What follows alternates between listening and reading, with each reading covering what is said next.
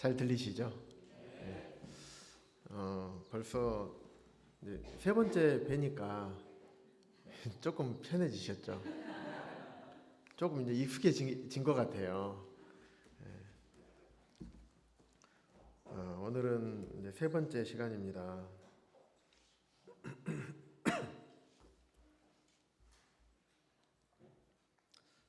학생부 아침에 전했던 말씀이 PPT가 그대로 있어가지고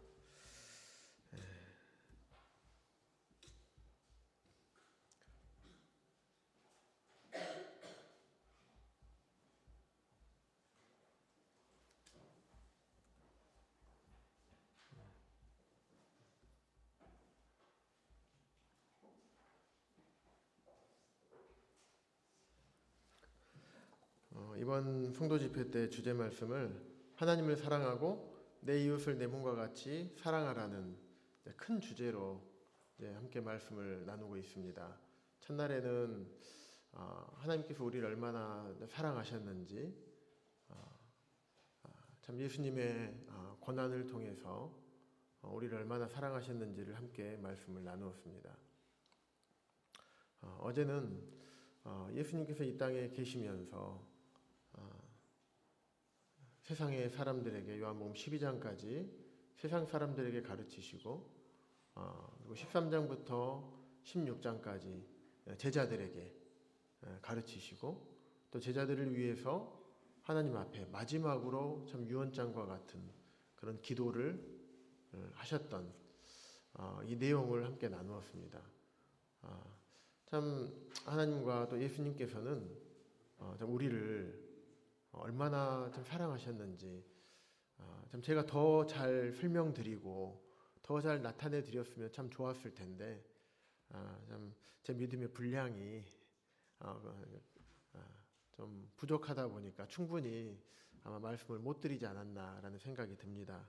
우리 성도님들께서 또 해남학동교회 참 강단 사역을 감당하고 계시는 앞선 귀하신 훌륭한 형제님들로부터 이런 부분들을 더 깊이 또 배우시고 또 스스로 묵상하시고 참 그러시면 좋을 것 같습니다. 하나님을 사랑하고 내 이웃을 내 몸과 같이 사랑하라고 하셨잖아요. 그러니까 하나님을 사랑하고 내 이웃을 사랑하라 이렇게 말씀을 안 하셨죠. 내 몸과 같이 사랑하라고 하셨어요.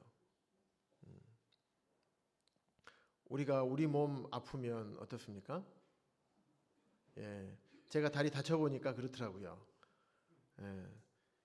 다리를 다쳐서 수술을 하고 나니까 이 다리가 얼마나 귀한지 조금만 디디면 안 되는데 디디면 혹시 다시 끊어질까봐 애를 쓰고 조심조심 하고 몇 개월을 참 다녔습니다. 여기 오기 2주 전에서야 이제 다치지 않도록 보호하는 보조기를 풀었어요. 손상되고 나니까 이 지체 힘줄 하나가 그렇게 소중하다는 것을 알게 됐습니다. 물론 이 아킬레스 건이라는 힘줄이 우리 몸에서 제일 두꺼운 힘줄입니다. 그러니까 종아리 근육이 힘줄의 형태로 변해가지고 뒤꿈치에 딱 붙는 거예요. 쉽게 얘기하면 종아리 근육이 떨어져 나갔다 생각하시면 됩니다. 종아리 근육이 떨어져 나가니까 발목의 안정성과 무릎의 안정성이 떨어지겠죠. 그래서 딱 끊어질 때 그냥 바닥에 꼬꾸라졌어요. 힘이 전혀 없어서. 물론 그렇게 중요한 역할을 감당하는 이런 곳이기 때문에 손상됐으니까 많이 불편한 건 사실이죠. 그럼 여기만 손상되면 불편합니까? 발 뒤꿈치에 가시 하나 박혀 보십시오. 신발 신을 수 있을까요? 그래서 저 사실 성도님들께 예의상 하기 위해서 운동화 이렇게 딱 좋은 신발을 신고 왔어요. 정장에 맞을 만한 신발을. 그런데 지금은 크록스 신고 다닙니다. 왜냐하면 뒤꿈치 수술한 부분이 계속 이게 뒷굽이 걸려요. 그래서 아픕니다. 그런데 만약에 일반 신발을 신고 있는데 가시 하나 박혀 보세요. 수술하지 않았어도 제대로 걸을 수가 없습니다. 그래서 우리는 그 가시를 찾기 위해서 뽑기 위해서 엄청나게 애쓰잖아요. 내 몸 편하려고. 머리는 예수님이시죠. 교회의 머리는 예수님이십니다. 몸은 우리가 지체라고 하죠. 주님의 몸, 지체. 주님의 손, 발, 주님 그 자체인 거예요. 그래서 이 땅 지극히 작은 자의 하나에게 한 것이고 내게 한 것이라고 주님께서 말씀하신 것이 그런 원리가 있습니다. 우리 어르신들 이해하기 편하게 온 몸은 삭신이라고 하죠. 삭신. 성도 한 분 한 분이 내 삭신인 거예요. 무릎이 쑤시고 아프면 어떻습니까? 온몸이 불편해져요. 네. 제가 아킬레스건이 딱 끊어지고 나서 병원에 누워 있는데 할 수 있는 게 없습니다. 병원에 무조건 누워 있으래요. 근데 제 기질과 성격이 가만히 있는 것 같습니까? 아니면 활발하게 대답 안 하셔도 웃음으로 이제 대답을 하셨습니다. 돌아다니는 것을 좋아합니다. 사람들 만나는 걸 좋아하고 활동적으로 움직이는 걸 좋아합니다. 저희 아내는 직장 퇴근하고 오거나 쉬는 날에는 하루 종일 누워서 자고 집에서 쉬는 거를 좋아해요. 그러면 에너지가 회복이 돼요. 그런데 저는 피곤하잖아요. 밖에 나가야 돼요. 나가서 성도님들 만나고 때로는 운동도 하고 그래야 에너지가 충전이 되고 스트레스가 풀리는 사람입니다. 그런데 병원에 누워 있으니 얼마나 답답하겠습니까? 누워만 있어야 돼요. 그런데 누워 있다 보니까 이제 등이 베겨요. 옆으로 돌려요. 어깨가 베깁니다. 엎드려 봐요. 허리가 아파요. 하루 종일 그래야 돼요. 할 수가 없습니다. 그러니까 몸만 불편한 게 아니라 마음도 불편하고 의욕도 떨어지고 운동선수가 아킬레스건 똑같이 끊어져 가지고 했던 영상을 봤더니 우울증이 왔더라고요. 진짜 그러겠더라고요. 성도님들도 못 만나지, 움직이지도 못하지, 내가 이거 뭐 하고 있는 건가? 씻기도 싫어요. 씻는 것도 얼마나 불편한지 아십니까? 다리 쪽으로 반기부스를 해놓고 그리고 나중에 통기부스를 해놨는데요. 어떻게 샤워할 수 있을까요? 상상 한번 해보십시오. 처음에 막 수술하고 저희 장인어른이 오셨어요. 제 아내랑. 그래가지고 저 머리 감겨줬어요. 한 3일 만에. 족구하다가 이제 끊어졌거든요. 땀도 흘렸겠죠. 발도 못 씻었죠. 그대로 끊어져서 119 타고 와서 입원하고 바로 그 다음날 수술했으니까. 아무것도 못했죠. 그러고 했으니까 3일, 4일 만에 이제 머리를 감았습니다. 어찌나 시원하든지. 그런데 목욕은 한참 못했죠. 그 사람 만날 일이 없으니까 머리 감을 일이 있겠습니까? 머리는 떡이 져가지고 막 이렇게. 성도님들 온다 하면 이제 막 아픈 몸을 이끌고 막 겨우. 어쨌든 다치고 나니까 몸만 불편한 게 아니라 마음도 힘들더라고요. 하나님께서 왜 하나님을 사랑하고 내 이웃을 내 몸과 같이 사랑하라고 했을까? 우리가 하나님을 사랑하잖아요. 내 이웃, 특히 우리 성도님들 옆에 한번 돌아보시기 바랍니다. 옆에 있는 성도님들 한번 쳐다보세요. 사랑스러우세요? 정말이요? 진짜로요? 참말로요? 양심에 손을 얹고요? 항상 사랑스러워요? 대답 안 하셔도 됩니다. 그런데 내 몸은 항상 사랑스럽죠. 항상 귀해요. 그래서 무엇보다도 뜨겁게 서로 사랑할지니 사랑은 허다한 죄를 덮느니라고 이렇게 말씀을 했던 거예요. 잠언 10장 12절 말씀에도 보면 미움은 다툼을 일으켜도 사랑은 모든 허물을 덮느니라. 베드로전서 4장 8절 말씀과 일맥상통한 말씀이 아닌가 생각이 됩니다. 근데 보면 사랑은 모든 허물을 덮는데 맨 앞에 뭐가 나와요? 미움이에요. 베드로전서 4장 8절도 무엇보다도 뜨겁게 서로 사랑할지니 사랑은 허다한 죄를 덮는데요. 물론 스스로 혼자 짓는 죄는 굳이 우리가 드러낼 필요는 없겠죠. 하지만 나와 관계 가운데 있거나 또 나와 좋지 않은 관계나 다툼이나 갈등 가운데 있는 성도가 딱 죄를 지었어요. 그러면 우리 마음에 어떤 생각이 듭니까? 입이 간질간질하죠. 속으로는 그 골큰이 걸렸다. 귀에서 각 징계 받아야지. 왜 장로님 좀 모르실까? 그런 마음이 우리 마음 가운데 들 수가 있습니다. 사랑은 하나님의 용서를 근거해서 하나님께 나아갈 수 있다는 것을 보증하는 거예요. 또 성도에게 그렇게 나아갈 수가 있습니다.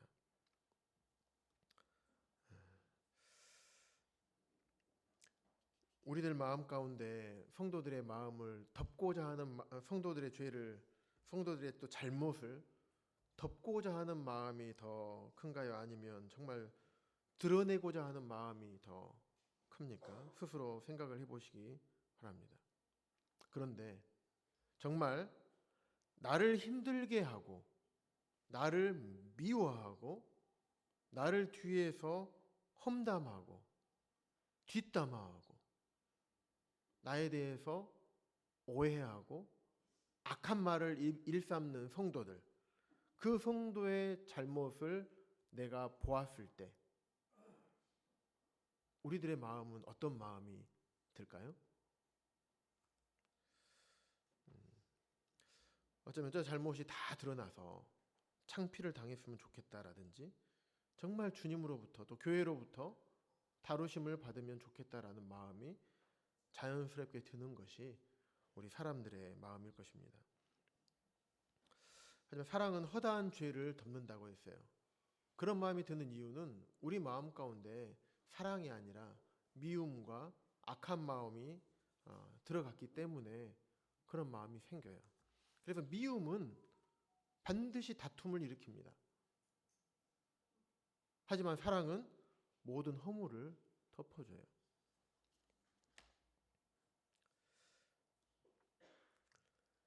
하나님께서는 예수 그리스도를 통해서 우리의 죄를 기억도 하지 않으신다고 말씀하셨어요. 십자가에서 다 용서해 주셨어요. 우리가 죄인 되었을 때.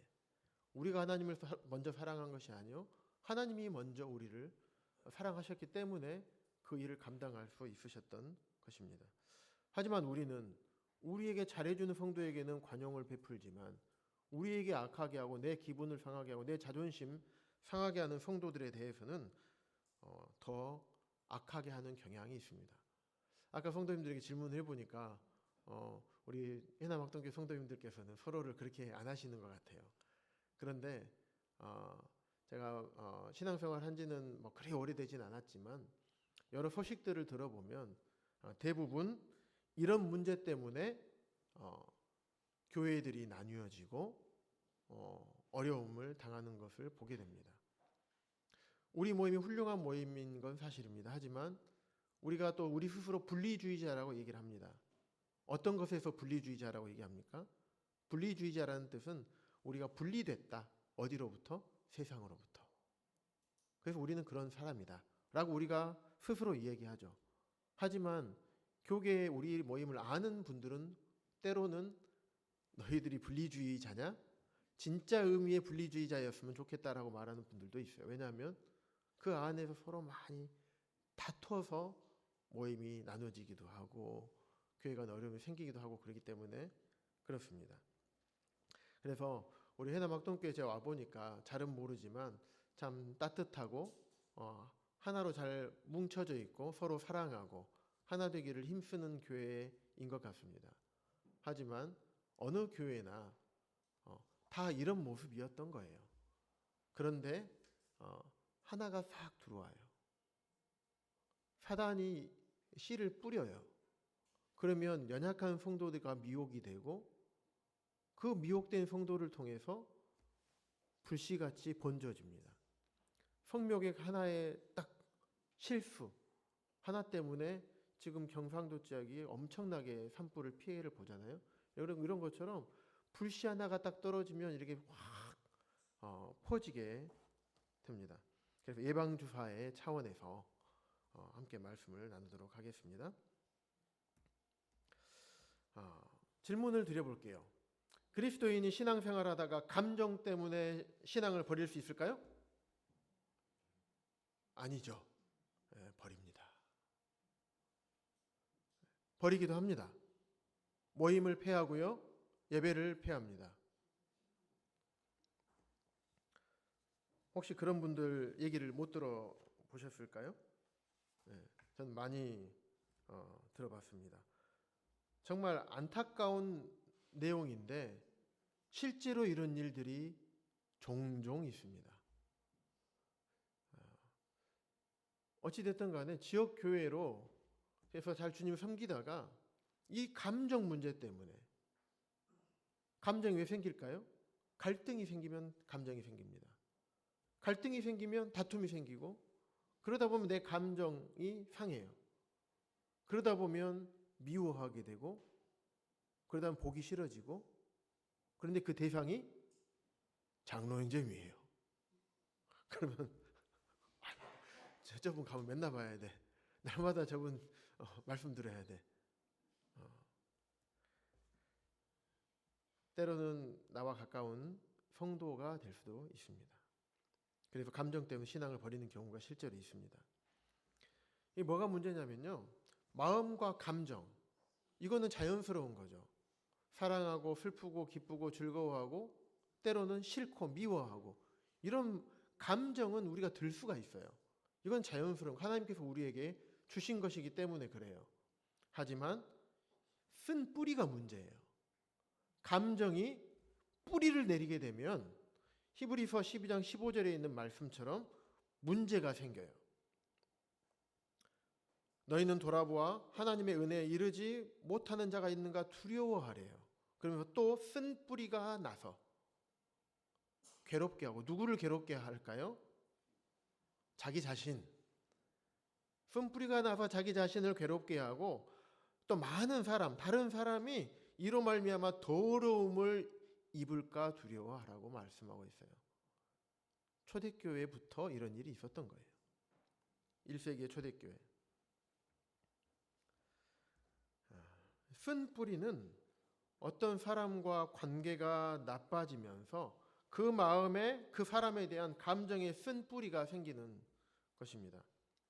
함께 기도하고 함께 찬양하고 함께 예배를 드렸습니다. 함께 동역했어요. 정말 그 어느 누구보다도 친하고 가까운 관계였어요.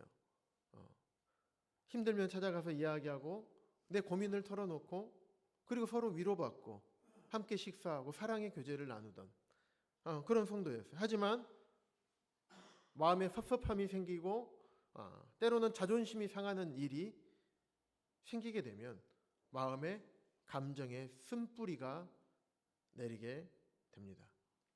사단은 이 감정이라는 것, 좋지 않은 감정을 탁 넣어놓고 그 쓴뿌리가 내리기를 기다리고 있는 거예요. 쓴뿌리가 내리면 그 쓴뿌리를 이용해서 진리를 버리고 모임을 폐하고 신앙을 버리게도 하는 것입니다. 그것도 그렇게 끌어가는 거예요.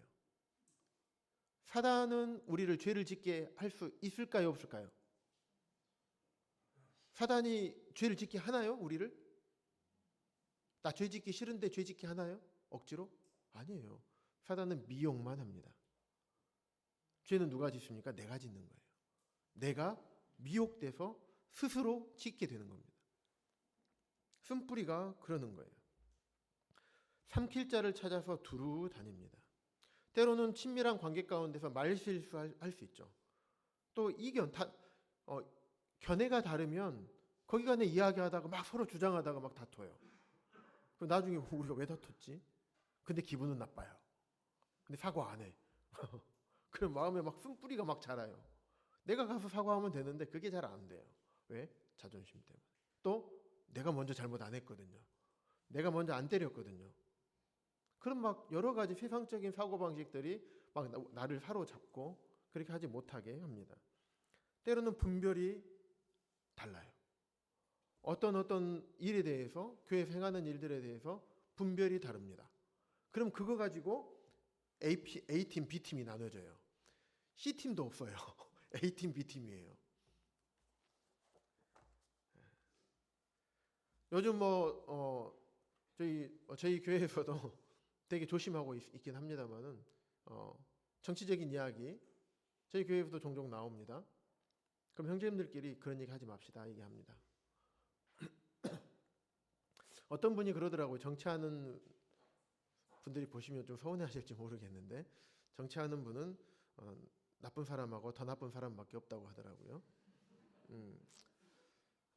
중요한 거는 위에 있는 권세는 모든 권세는 위로부터 나지 않음이 없다고 그랬죠.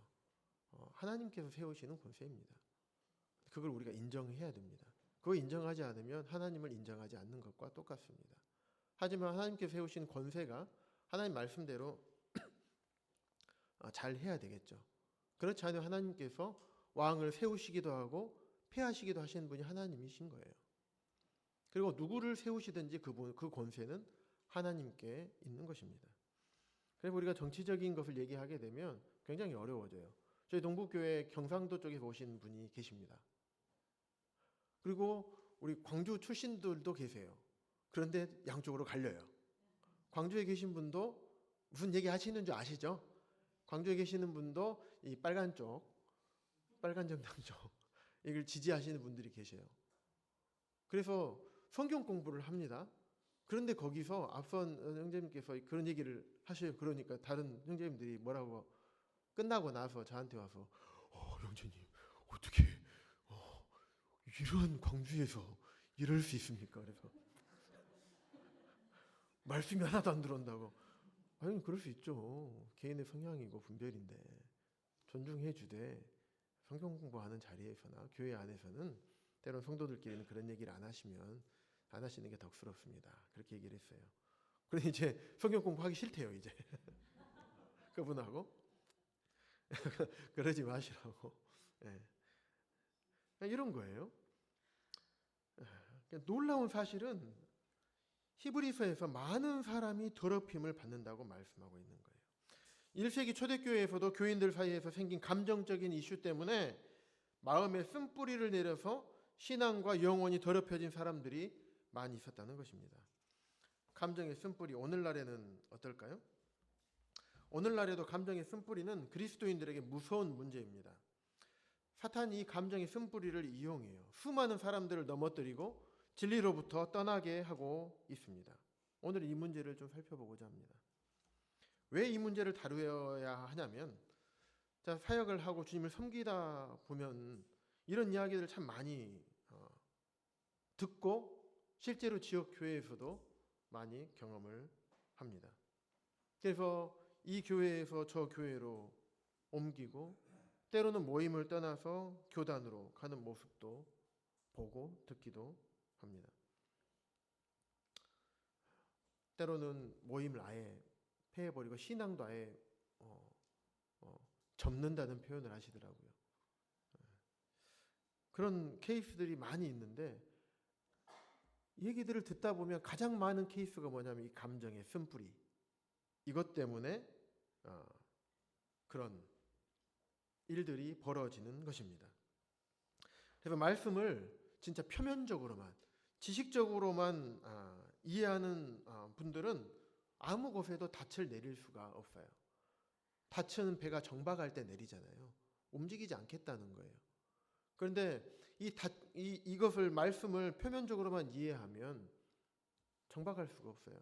정박했다가도 닻을 걷어 올려버립니다. 마치 바닷가 가면 어떻습니까? 바다에 파도가 상글상글 치죠. 그러면 모래는 어때요? 가만히 있나요? 왔다 갔다 하고 잔모래는 막 흔들리죠. 요동을 칩니다. 바닷물이 흔들릴 때 모래가 요동을 쳐요. 그런 것처럼 성도들이 흔들린다는 것입니다. 말씀은 머리로는 이해하는데 그 말씀에 대한 깊은 경험과 또 마음으로 체험이 없으면 결국은 닻을 내리지 못해서 모래처럼 흔들리다가 떠내려 가는 것입니다. 그리고 자신의 감정의 쓴뿌리를 만족시키는 곳으로 가버려요. 미우면 어떻습니까? 네, 떠납니다. 절이 싫으면 주인 떠나는 것처럼 교회가 싫으면 성도를 떠납니다. 어떤 책을 보니까 이런 책도 있더래. 책 제목이 어, 교회가 싫어서 떠나는 게 아니라 목회자가 싫어서 교회를 떠난다고, 이런 말도 있습니다. 그래서 말씀을 얕게 이해하는 사람들이 시험에 의해서 떠내려가는데 이렇게 감정의 쓴부리를 따라 만족시키는 것으로 미끄러져 간다는 말입니다. 그래서 말씀을 뿌리 깊이 이해하지 못하잖아요. 그러면 다시 말하면 진리가 우리 가슴 깊이 박히지 않고 머리로만 이해하게 되면 그렇게 되면 쓰디쓴 감정이 내 마음 속에 이제 뿌리를 내리게 됩니다. 그러다 보면 이 뿌리가 내려서 우리 안에 있는 우리의 깊은 곳에 자리 잡고 있는 신앙을 뿌리채 흔들어 버립니다. 그래서 떨어져 나가게 됩니다. 수많은 케이스들이 이런 경우가 많습니다. 신앙의 연수가 이것을 보장해 줄까요? 그렇지 않습니다. 결코 보장해 주지 않습니다. 그러면 감정의 쓴뿌리를 만족시키는 쪽으로 빠진다는 의미가 무엇일까요? 간단히 말하면 화가 나면 진리를 버린답니다. 나 화났어. 인사이드 아웃 그 발작 버튼 보셨죠? 혹시 보셨습니까? 저희 청년들 학생들 많이 봤거든요. 화가 나면 발작 버튼이 막 안에서 막 버럭이 발작 버튼이 일어나요. 와, 나는 다 버려버릴 거야. 다 들이받아버릴 거야 하면서 신앙도 들이받아버리고 다 버려버립니다. 말씀이 그렇지만 나는 안 받아. 나는 안 돼. 하면서 나가버리는 거예요. 화가 나면 진리를 버린다는 말에 동감하십니까? 동감이 안 되시죠? 자, 예를 들어보겠습니다. 그러실 일이 없겠지만 죄송합니다. 형제님을 잠깐 예를 들겠습니다. 김광석 형제님께서 나하고 관계가 안 좋아. 나한테 엄청 서운하게 했어. 그럼 김광석 형제님 입으로 통해서 전해지는 하나님의 말씀인 진리가 전해지면 어떻습니까? 아멘, 아멘 하십니까? 노멘 하십니까? 고개를 흔들걸요? 너무 많아요. 진리를 버리는 거예요. 하나님의 말씀은 진리잖아요. 제가 말하는 진리는 복음을 버린다는 의미가 아니에요. 하나님의 말씀은 진리인데 내가 싫어하는 나하고 관계가 안 좋은 내가 미워하는 나를 힘들게 한 형제님의 말씀의 강단을 전하면 하나님의 말씀일지라도 안 받아요. 이상하게 곡해합니다. 그렇게 돼버려요. 그리고 100가지를 잘해주다가 한 가지 잘못해줘봐요. 잘해준 거 100가지 생각납니까? 저 형제님이 나한테 이거 잘못했어. 그래서 얘기하다 보면 그건 다른 거 계속 그러셨냐 물어보고 아니요 다 잘해주셨는데 이것 때문에 내가 진짜 말씀 못 듣겠다.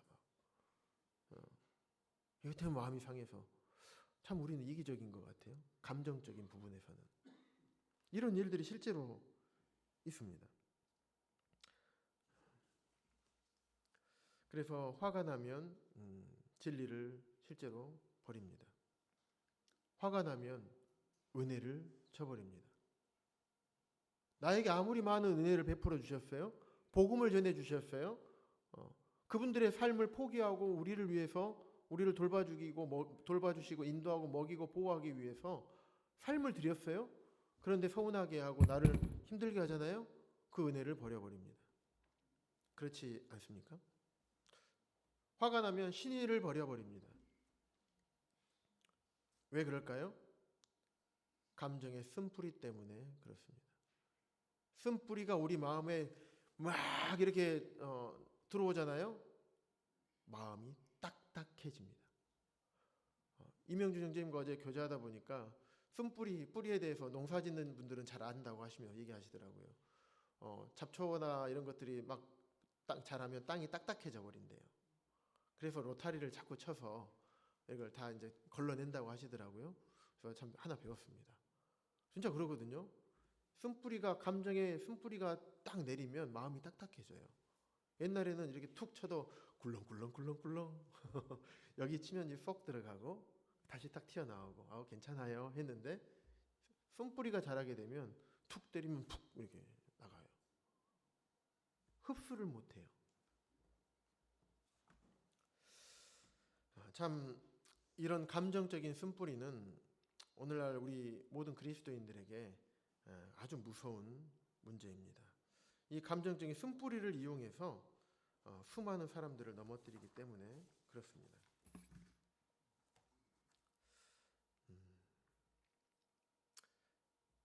그래서 우리는 결코 우리 마음에 있는 이 감정이나 마음에 있는 서운함이나 어떤 미움이나 이런 것들을 입으로 표현하지 않는 것이 좋습니다. 입으로 제가 좋은 말로 표현한다라고 말씀을 드렸어요. 다른 사람에 대한 표현을 뭐라고 하죠? 비방이라고 합니다. 말이라는 게 그렇죠. 대화를 하는데 내 입장을 얘기를 하잖아요. 그러면 사실 그대로 얘기하나요? 나 유리하게 얘기하나요? 나 유리하게 얘기합니다. 내 잘못을 얘기하나요? 안 합니다. 다 저 사람이 잘못한, 저 성도가 나한테 잘못한 것만 얘기합니다. 그리고 플러스 알파 더해요. 왜곡시킵니다. 그래서 사실이 아닌 것을 비방을 하게 돼요. 성경에서는 고린도전서 5장에 비방이나 모욕하는 것을 뭐라고 말씀하고 있는지 혹시 아십니까? 죄라고 얘기합니다. 어떤 죄와 같이 다루고 있는지 아십니까? 출교한, 모욕, 성범죄, 음행죄와 같이 다루고 있어요. 굉장히 무서운 죄죠. 그런데 우리는 그 죄의 심각성을 알지 못합니다. 그래서 이 비방이나 모욕, 비방하는 이런 입으로 내뱉는 순간 세 사람을 죽인대요. 첫 번째, 비방하는 자기 자신. 아까 히브리서에서 보셨죠? 자기 자신. 그 다음에 비방을 당하는 사람. 그 다음에 그 비방을 듣는 사람. 결국에는 어떻게 됩니까? 분쟁과 분당이 나눠집니다. 내가 들어보니까 비방 그게 맞는 것 같아. 그런데 어떤 분들이 야 그게 아니야. 나 이쪽 들어보니까 그거 아닌 것 같아. 그러면 C팀 없다 그랬죠. A팀, B팀으로 나눠집니다. 쫙 쪼개집니다. 그래서 이상하게 군중 심리가 이루어져요. 우리 편이 어디 있습니까? 주님 편인지 다들. 우리 가족들이잖아요. 이 몸은 머리 반틈 편, 이 몸은 이쪽 머리 반틈 편 그렇습니까? 그렇지 않잖아요. 그런데 그렇게 돼요. 그런 마음이 생길 때 우리가 어떻게 해야 됩니까? 누구에게 가야 됩니까? 주님께 달려가야 됩니다. 주님께 달려가야 됩니다. 우리 입을 꽉 다물어야 돼요. 예전에 제가 말에 대한 어떤 책을 읽다 보니까 감정을 컨트롤하지 못할 때 화에 대해서 그럴 때 그런 얘기를 하시더라고요. 막 이렇게 화가 날 때 이렇게 하래요.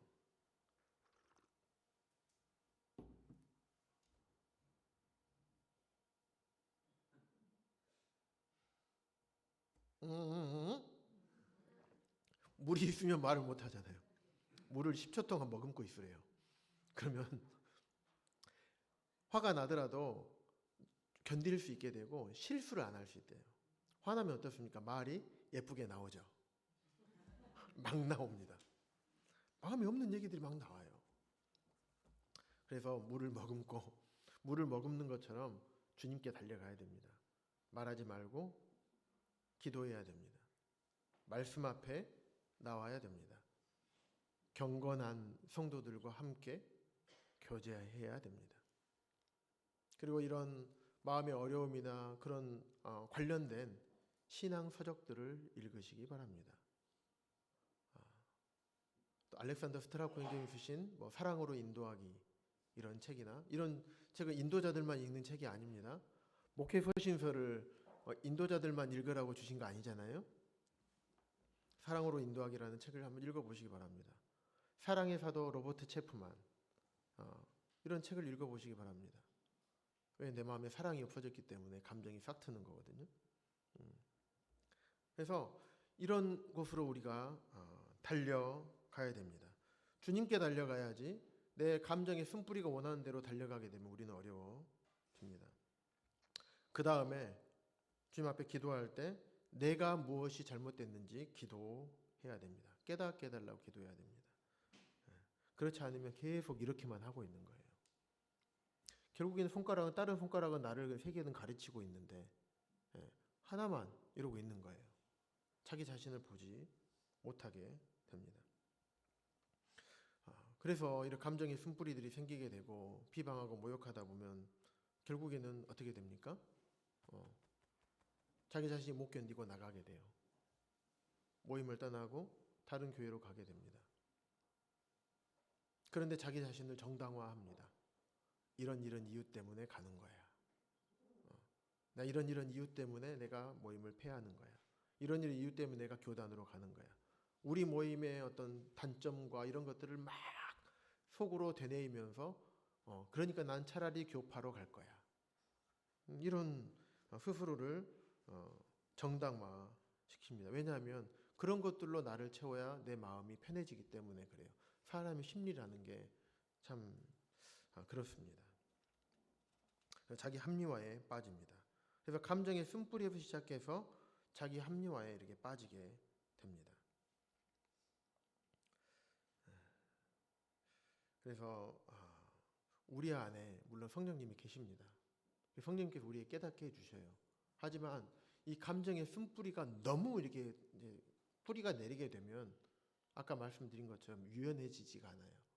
성령님의 음성이 들리지 않습니다. 내 마음이 움직여지지 않아요. 그 찬양 있잖아요.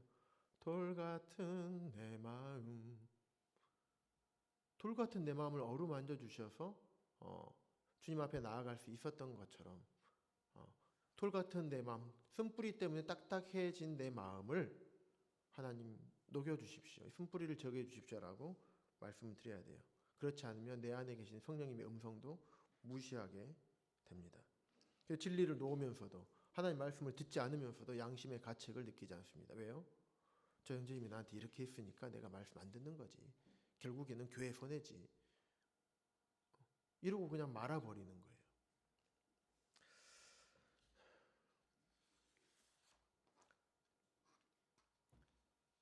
그래서 진리보다 더 소중한 것은 없습니다. 내가 더 중요합니까? 하나님의 말씀이 더 중요합니까?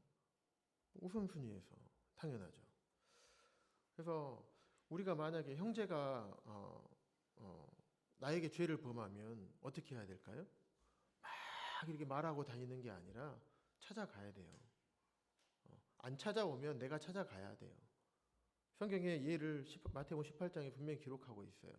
찾아가서 그 사람과 상대해서 나 이것 때문에 기분 나빴어요. 이것 때문에 힘들었습니다. 하나님 앞에 기도하고 가세요. 그래서 그 성도님이 그래요. 나도 미안해 했어요. 라고 들을 수 있도록, 그래서 형제를 자매를 얻을 수 있도록, 감정의 쓴뿌리가 더 자라지 않도록 이렇게 해야 됩니다. 혹시 내가 잘못을 했어요. 그런데 다른 성도가 나한테 와서 이런 얘기를 해요. 그러면 기분 나빠하지 마시고 아유 미안합니다. 얘기하면 풀릴 문제입니다. 이렇게 하시기 바랍니다. 예전에는 이런 문화가 있었어요. 지금도 해남학동교 이런 문화 있습니까? 만찬 떼기 전에 혹시 이따 말씀 끝나고 이제 예배 드리잖아요. 혹시 좀 불편하신 성도님 계시면 얼른 먼저 가서 화목하시기 바랍니다. 그 후에 예배에 참여하시면 좋겠습니다. 저는 그렇게 배웠고 동부에서도 그렇게 했었어요. 왜냐하면 예배 드리기 전에 형제님들 몇 분이 저 앞에 문 앞에 기다리고 있어요. 이렇게 벌쩍벌쩍. 그리고 딱 들어오잖아요. 그러면 형님 또 악수하고 가요. 그래서 무슨 얘기하고 들어오셔요. 나중에 보니까 저도 그렇게 하고 있더라고요. 왜냐하면 어떤 일 때문에 불편했거든요. 예배 드리기 전에 하나님 앞에 내 마음의 예물을 드리기 전에 먼저 화해하고 이런 얘기가 있어요. 사과는 과거를 풀고 용서는 미래를 연다. 그래서 내가 잘못해서 사과를 하면 과거가 풀려요. 그거 내가 용서해주면 이제 미래가 열릴 것입니다. 서로 고맙다, 미안하다고 하는 이런 말들. 하지만 고맙다와는 달리 미안하다는 말은 선뜻 입으로 잘 안 나오죠. 예.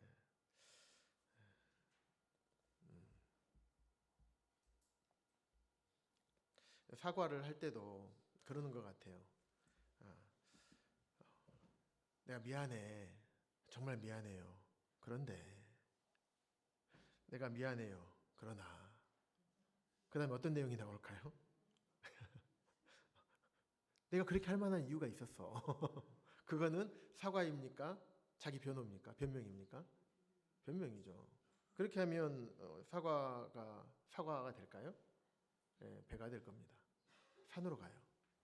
용서하려고 했는데 용서받기 위해서 간 건데 그렇게 되지 않습니다. 원래 취지를 무색하게 하고 지금 용기 내서 간 건데 무색하게 돼버려요. 그래서 억울한 것이 있다 하더라도 관계를 회복하기 위해서는 토를 달지 않는 것이 좋습니다. 그리고 또 그런 것 같아요. 잘 몰라요. 왜 이게 나와 관계가 틀어졌는지 잘 모를 때에도 혹시 내가 그랬다면, 혹시 내가 이 말을 해서 기분이 상했다면 미안해. 괜찮습니까? 이게 낫습니까? 아니면 내가 미안해. 이게 낫습니까? 후자가 더 낫겠죠. 토를 달지 않고 그냥 내 생각을 어떤 견해를 덧붙이기보다도 그냥 있는 그대로 사과하고 그리고 앞으로는 다시는 그러지 않을게. 이렇게 얘기하는 것이 진정한 사과고 그 용서가 받아들여질 겁니다. 예수님께서도 우리에게 그러셨죠. 그러는 것처럼 그런데 보면 우리는 성도들이잖아요. 근데 죄인들 어떻습니까? 죄인들도 자기 사랑해주는 사람은 이렇게 사랑해요. 근데 우리 성도들도 나 좋아해주면 나도 좋아하고 사랑해주죠. 근데 우리 성도들이잖아요. 우리 나 미워하면 그래도 사랑할 수 있나요? 우리는 그렇게 해야죠. 왜? 주님께서 우리를 그렇게 하셨기 때문에. 그래서 그 주님께서 은혜를 모르는 자와 악한 자에게도 인자하셨던 우리가 그런 자였잖아요. 은혜도 모르고 악했잖아요.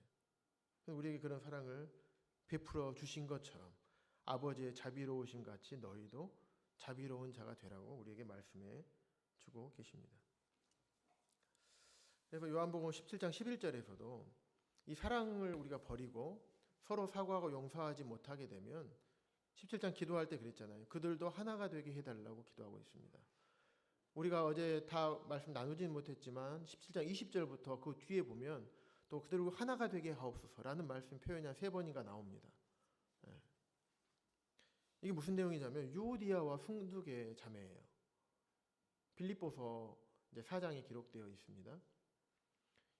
빌립보 교회는 어떻게 개척된 교회인지 잘 아시죠? 사도 바울이 루디아라는 빌립보 지역에 가서 루디아 집에서 복음을 전했어요. 그래서 루디아가 구원받고 자기 집을 개방해서 빌립보 교회가 시작이 됐죠. 그래서 아마 빌립보 교회는 자매님들의 영향력과 사역들이 굉장히 컸던 것 같아요. 그래서 근데 그 중에서 유오디아와 순두계 이 두 자매님들 굉장히 영향력이 있었던 교회 안에 일꾼이었던 자매님들 같아요. 근데 사도 바울이 이 소식을 듣고 편지를 어디서 썼습니까? 로마? 감옥에서 막 편지를 쓴 거예요. 얼마나 급하면, 얼마나 시급한 문제이면. 그러면서 나의 사랑하고 사모하는 형제들. 사도 바울에게는 모든 성도들이 다 사랑하고 사모하는 형제들인 거예요. 그 사도 바울의 기쁨이고 멸류가 아닌 자들아. 이와 같이 주 안에 살아. 빌립보서에 보면 주 안에, 주 안에서라는 표현이 한 11번 정도 나와요. 그러니까 주 안에 있지 않으면 주 밖에 있는 거예요. 주 안에 있지 않으면 내 감정 안에 갇혀 있는 거예요. 그래서 감정의 쓴뿌리가 자라게 됩니다. 그러니까 주 안에 서라. 주 안에서 서야 돼요. 그러면서 내가 유오디아를 권하고 순두계를 권하노니 주 안에서 같은 마음을 품으라. 너가 잘못했고 너가 잘했고 막 이런 얘기하는 게 아니라 주 안에서 같은 마음을 품어라. 무엇 때문에 다투는지 성경은 기록하고 있지 않습니다. 그러면서 너희 관용을 모든 사람에게 알게 하라. 관용을 베풀라고 말씀하고 있습니다. 서로 관용과 자비를 베풀어야 돼요. 어떻게 하면 자비를 베풀 수 있습니까? 그 사람 불쌍하게 여기면 됩니다. 어떤 사람이 관용을 베풀 수 있을까요? 베풀 수 있는 사람이 관용을 베풀면 됩니다. 내가 베풀 수 있으면 내가 먼저 관용을 베풀면 됩니다. 그래서 서로 간에 너희 관용을, 어려움이 생기면 관용을 서로 베풀어 주어야 합니다. 제가 첫날의 말씀, 간증을 말씀 마지막쯤에 드렸습니다. 하나님께서 저에게 하나님의 사랑을 더 풍성하게 하라는 그것을 가르쳐 주셨다고 말씀드렸어요. 그러니까 고린도전서에 보면 4장의 15절에서 그리스도 안에서 1만 스승이 있으되 아버지는 많지 아니하니.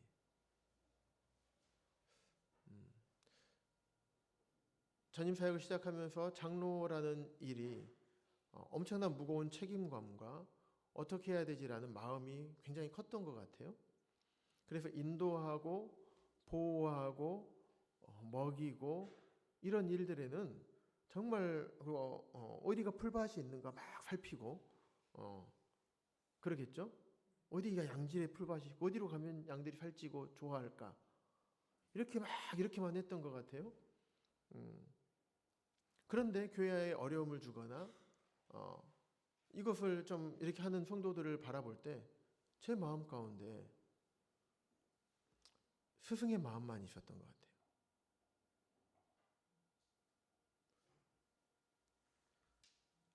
아버지의 마음이 있어야 되는데 아버지의 마음이 없었던 거예요. 아버지의 마음은 어떻습니까? 자녀들이 잘못하면 너 나가. 이놈 새끼하고 내 마음에서 미워서 떼버립니까? 그러지 않죠. 잘못해도. 그래서 사도 바울 형제님께서 스승이 되려고 하지 말고 아비가 되라고 하라고 하신 것 같아요. 그래서 우리가 아버지의 마음, 부모의 마음을 품고 있다면 그게 아버지의 마음이잖아요. 하나님 아버지의 마음. 그 마음 우리가 품고 있다면 참 이런 문제가 자 관용 베푸는 게 얼마나 좋습니까? 자녀들이 잘못하면 100번 잘못할 때까지만 용서해주고 101번째는 용서 안 해주는 겁니까? 아니잖아요. 제가 지금도 부모님께 잘못하는데 부모님은 계속 용서해 주세요. 예. 우리가 그런 마음이 필요하지 않나 싶습니다. 그런데 이 다툼이나 서로 비방하고 이런 것들이 해결이 안 되면요. 이렇게 됩니다. 교회가 사람과 사람 사이에 다툼이 생기고 다툼이 생기면 비방이 반드시 생깁니다. 반드시 와요. 마음에 쓴뿌리가 생기면 감정이 상해서 이 감정의 쓴뿌리가 내리게 되면 비방하거든요. 그러면 나도 죽고 비방하는 상대의 성도도 죽고 그 비방을 듣고 있는 성도들도 죽어요. 그러면 교회가 이렇게 쫙 갈라집니다. 금이 가기 시작합니다. 하지만 주 안에서 같은 마음을 품고 아버지의 마음을 가지고 관용을 베풀게 되면 그런 부분들이 해결이 되게 됩니다. 부모는 자녀를 미워하지 않습니다. 다만 안타까워하고 불쌍한 마음을 갖습니다. 어떻게 해서든지 도와주려는 마음을 갖습니다. 부모는 자식을 포기하나요? 포기하지 않습니다. 하지만 우리는 미워하고 우리에게 힘들게 하고 그러면 미워하고 또 그런 사람이 어려움을 당하면 겉으로는 어떻게 하지만 속으로는 아이고 시원해. 그런 마음이 우리 안에 있지 않습니까? 아이고 당해도 아이고 싸네. 당해도 싸. 때로는 포기해버리기도 하지 않습니까?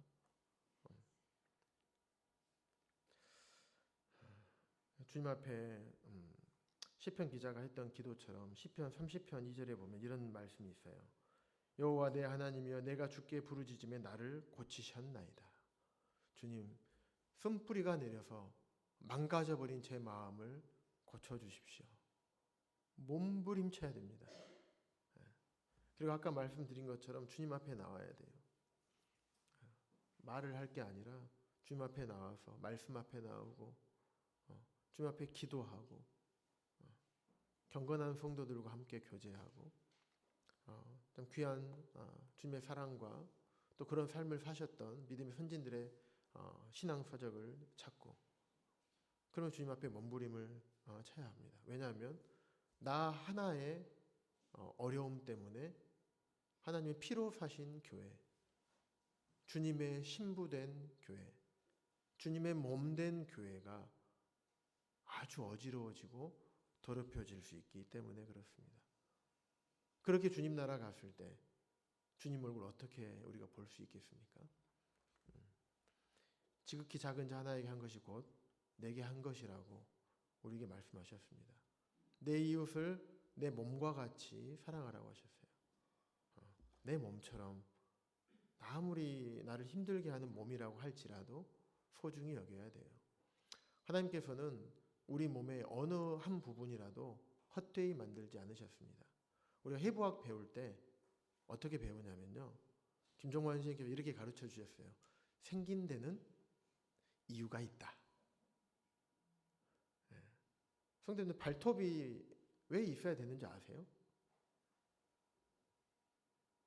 발톱이 없으면요 힘을 줄 수가 없어요. 엄지발가락이 체중의 한 40%를 차지하거든요. 근데 발톱이 빠지면요, 발톱 빠져보신 적 있죠? 세게 달리려고 하면 달려집니까? 기존의 속도를 못 냅니다. 손톱이 빠지면요, 손톱은 이 핀치 그립이라고 해가지고 뭘 짚는 거거든요. 꽉 집을 수가 없어요. 손톱이 있기 때문에 딱 힘을 버텨줄 수 있는 거예요. 왜 이렇게 잘하지 막 하는데 그게 아닙니다. 생긴 데는 이유가 있어요. 은사자들을 교회 안에 성도들을 주신 이유가 있겠죠. 하나도 버릴 데가 없습니다.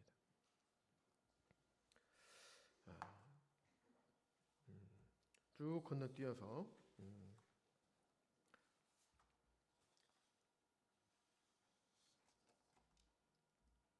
이 말씀이에요. 내 짐을 여호와께 맡기라. 그가 너를 붙드시고 의인의 요동함을 영원히 허락하지 아니하시리로다. 시편 55편 22절 말씀이에요. 왜 느닷없이 내 짐을 여호와께 맡기라 하는가? 이 시편 55편이 다윗 시편이거든요. 그런데 왜 다윗이 이런 시편을 쓰면서 내 짐을 여호와께 맡기라고 했을까? 말씀을 보니까 나를 책망하는 자는 원수가 아니라 원수일진데 내가 참았으리라. 나를 대하여 자기를 높이는 자는 나를 미워하는 자가 아니라 미워하는 자일진데 내가 그를 피하여 숨었으리라. 이게 무슨 말이냐면 13절에 나와요. 그는 곧 너로다. 나의 동료, 나의 친구, 나의 가까운 친우로다. 같이 재미있게 의논하며 무리와 함께하여 하나님의 집 안에서 다녔도다. 이게 누구를 얘기할까요? 같이 함께 살았어요. 함께 나라를 경영하고 했습니다. 그런데 다윗은 누구에게로 배반당했습니까? 압살롬. 아들로부터 배반당했어요. 왕자를 차지하고자 하는 압살롬. 어떻게 했습니까? 아이도벨이라는 책사가 있었죠. 유명한 책사. 다윗과 함께 승승장구하면서 했던 아주 유능한 책사였어요. 아이도벨이 압살롬으로 가서 딱 붙어버립니다. 그러면서 엄청난 계략을 얘기를 해요. 그래서 압살롬이 어떻게 합니까? 다윗은 도망다니고 압살롬은 자기 왕권을 강하게 하기 위해서, 굳건하게 하기 위해서 다윗의 첩들, 후궁들과 대낮에 동침을 해버려요. 그리고 이 아이도벨은 압살롬에게 얘기합니다. 한술 더 떠가지고 지금 가서 다윗을 치십시오. 다윗은 그걸 다 알죠. 알게 됐죠. 하지만 아들이기 때문에 대응하지 않고 도망쳤던 거예요. 물론 나중에 하나님께서 후세라는 사람을 통해서 이제 그런 것들을 다윗을 치지 못하게 하고 다윗이 다시 회복하게 하고 다시 들어가도록 하시긴 하시잖아요. 그런데 다윗 입장에서는 어땠을까요? 자기 아들이에요. 그리고 자기와 함께 했던 훌륭한 책사예요. 그런데 이 사람, 이 참 소중한 사람들이 나와 함께 같이 재미있게 의논하며 나와 동료였고 나의 친구였고 친구였고 가까운 친구였어요. 무리와 함께 하나님의 집 안에서 다녔어요. 우리 성도들 아닌가요? 우리 성도님들 옆에 계시는 분들 중에 친한 분들 계시죠? 특별하게 좀 더 가까운 분들. 근데 그분들이 이렇게 했다고 생각을 해보세요. 어떤 기분이 들겠습니까? 그는 손을 들어 자기와 화목한 자를 치고 그의 언약을 배반하였도다. 이런 일을 당한 거예요.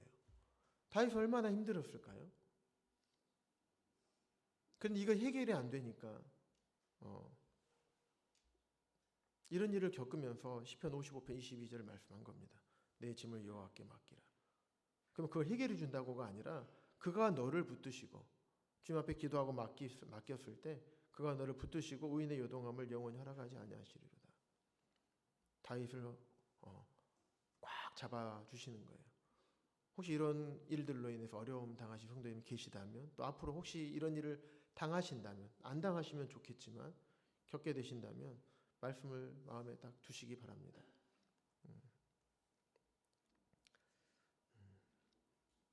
대응하지 않았어요. 다윗은. 우리 주님은 어땠습니까? 그래서 다윗을 마음이 합한 자라고 하셨나 봐요. 십자가에 욕을 당하시되 맞대어 욕하지 않으셨어요. 고난을 당하시되 위협하지 아니하셨습니다. 오직 공의로 심판하신 이에게 부탁하셨어요. 12영이나 되는 천사들을 통해서 다 쓸어버리실 수 있는 능력이 있으셨어요. 십자가에 내려오실 수 있었습니다. 올라가지 않으셨을 수도 있어요. 그런데 그렇게 하지 않으셨습니다. 오스왈드 챔버스라는 주님은 나의 최고봉이라는 책을 쓰신 분이 있어요. 이분이 이런 얘기를 합니다. 양들을 먹이고 돌보는 일은 몹시 힘들고 고된 일이며 양들을 향한 사랑만으로는 그렇게 할 수 없다. 당신은 목자장이신 주 예수 그리스도를 향한 불타는 사랑을 가져야 합니다. 우리 모두가 우리 일꾼들만이 아니라 주님을 향한 불타는 사랑이 우리 안에 있어야 됩니다. 그래야만 그분께서 우리에게 사랑의 열정을 흘려 보내주셔서 사람들을 그분께로 이끌 수 있게 됩니다. 실제로 그래요. 제가 경험해 보니까 그렇습니다. 그렇게 미워 보였던 성도들이 이제는 사랑스러워지더라고요. 그래서 요한복음 13장 보셨지만은 새 계명을 주셔요. 제자들에게 가르치십니다. 마지막으로 서로 사랑하라.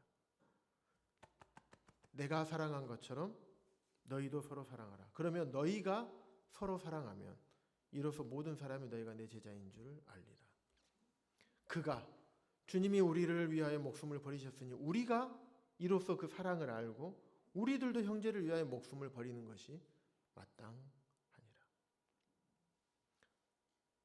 목숨을 버리는 것이 마땅하다고 하는데 자존심 버리는 게 마땅하지 않을까요? 내 감정, 내 억울함 버리는 게 마땅하지 않을까요?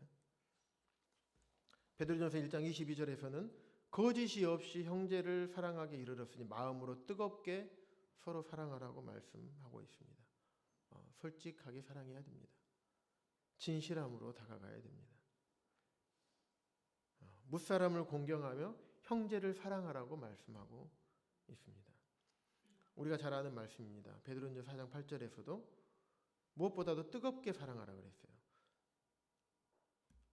뜨겁게 사랑하는 것이 무엇입니까? 가장 우선순위. 무엇보다도. 고린도전서 12장에 은사장이 쭉 나오죠. 전날에 말씀드린 것 같은데 많은 은사가 고린도 교회에 있었어요. 이제 수많은 은사들이 고린도 교회에 차고 넘쳤었어요. 그런데 더 큰 은사를 사모하라. 그게 무엇입니까? 사랑이었습니다. 베드로 사도도 이렇게 얘기를 하고 있는 거예요. 무엇보다도 그 무엇보다도 뜨겁게 사랑하라고 말씀하고 있습니다. 제가 다 기록 말씀은 드리지 않았습니다. 모세는 어땠습니까? 모세도 그런 취급을 당했어요. 이스라엘을 애굽 출애굽할 때도 얼마나 많이 고생했습니까? 그럼에도 불구하고 모세를 비방하고 모욕하고 심지어는 자기 누나까지도 책 잡으려고 하고 불평불만을 했지 않습니까? 그런데 모세는 그들에게 그렇게 대하지 않았죠. 요셉은 어땠습니까? 자기 형들로부터 노예로 팔렸잖아요. 그런데 마지막 뒤쪽에 보면 그것은 형들이 그렇게 한 게 아니라 하나님께서 내게 미리 역사하셔서 이스라엘을 구원하기 위해서, 우리 가족들을 구원하기 위해서 그렇게 하셨다라고 얘기하잖아요. 악으로 갚지 않았습니다. 사도 바울은 어땠습니까? 자기가 복음 전하고 가르치고 교회를 세우도록 해주고 그랬는데 나중에는 사도권을 의심합니다. 고린도 성도들이 그렇게 엉망이었어요. 그리고 뭐라고 하냐면 그는 편지를 보니까 글씨도 잘 쓰고 훌륭하는데 말 만나보니까 말은 별로 못하더라. 이렇게 판단하고 비방하는 일을 했던 게 고린도 교회 성도들이었어요. 그런데 고린도 교회 편지를 전후서를 살펴보면 사랑하는 자들아라고 편지를 하고 있습니다. 우리가 주 예수님께서도 마찬가지시죠. 아무런 죄도 없으셨고 제자들로부터 배신을 당하고 배반당하고 부인당하고 그들이 말한 한 말을 지키지도 못하고 어디든지 주님 따라가서 내가 죽을지언정 주님 버리지 않겠다고 해놓고는 다 꼭꼭 숨어서 나오지도 않고 두려워서 생업으로 돌아가 버리고 믿음도 없어서 진짜 딱 넣어보지 않고는 모르겠다 하고 동생인 야고보조차도 예수님을 조롱하고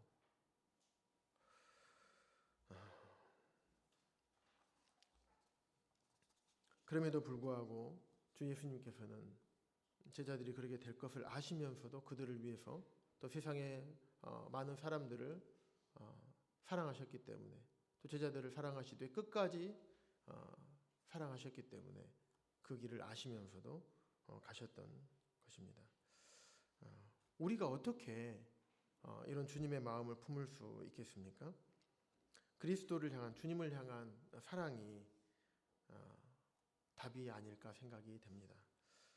우리가 주님을 향한 섬기는 모든 섬김, 이 안에서 우리가 하고 있는 모든 사역의 동기가 주님을 향한 사랑이 되었을 때 그러한 어려움들을 극복할 수 있게 될 것입니다. 성도님들, 섬기는 일은 항상 유쾌한 일은 아닙니다.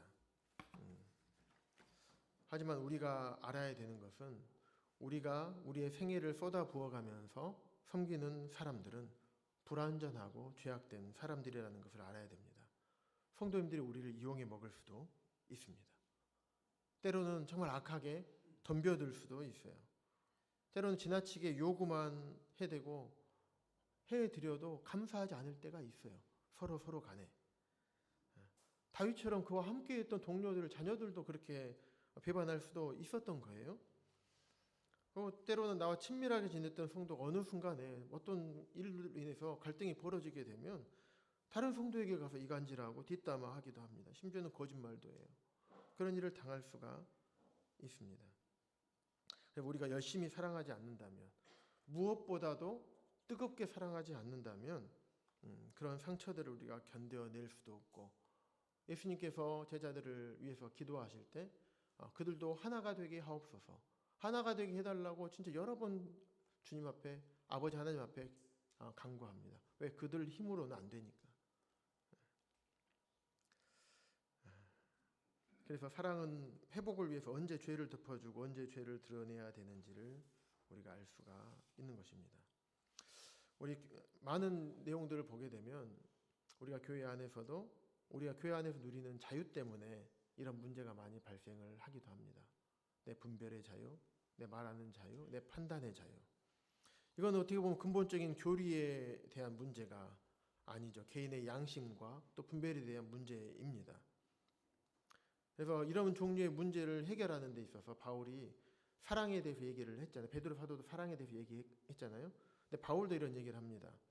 로마서 14장 15절에 만약 식물을 인해서 음식으로 인해서 내 형제가 금심하게 되거나 또 실족하게 되면 이는 내가 사랑으로 행치 않은 거다라고 얘기해요.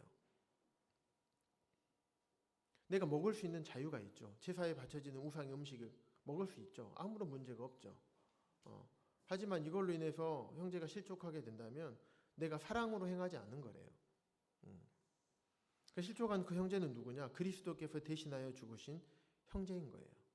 그 형제를 내 식물로 망하게 하지 말아라. 내가 먹을 수 있는 자유, 먹지 않을 자유가 있습니다.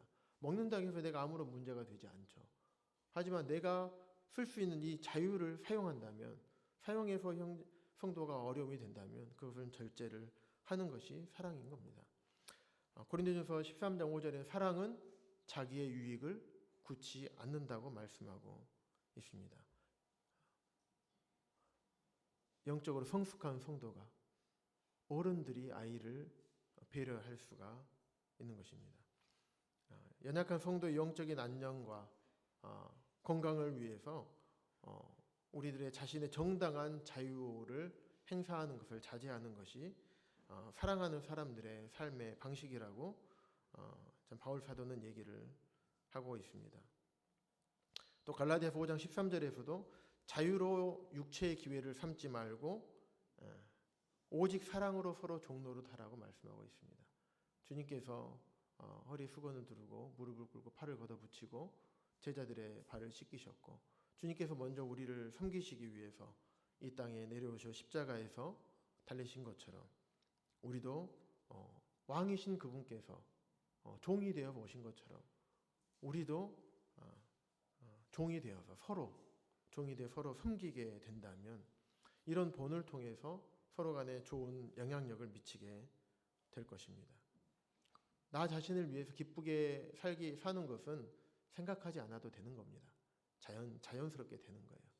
하지만 다른 성도의 선을 위해서, 다른 성도의 기쁨을 위해서 내 자유를 희생하는 이런 사랑의 본을 보일 때 서로 뜨겁게 사랑할 수 있지 않을까 싶습니다. 준비한 것들은 더 많이 있지만 끝이 없을 것 같아요.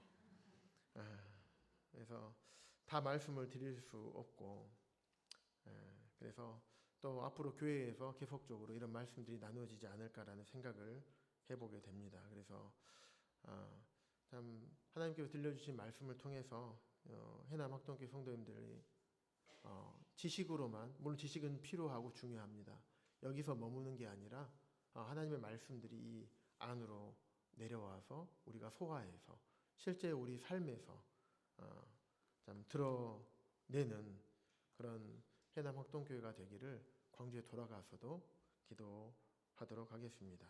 아무튼 초대해 주셔서 감사하고 또 섬겨 주셔서 감사하고 또 배려해 주셔서 감사합니다.